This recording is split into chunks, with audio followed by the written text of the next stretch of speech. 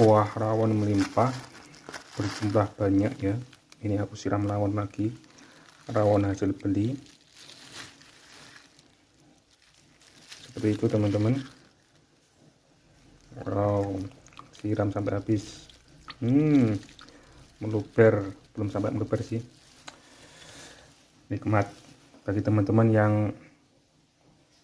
belum pernah mencoba rawon atau jarang mencoba rawon, jangan sungkan, jangan malu untuk makan rawon. Tidak perlu di rumah makan rawon yang mewah, dibungkus, dimakan di rumah sudah cukup untuk berwisata kuliner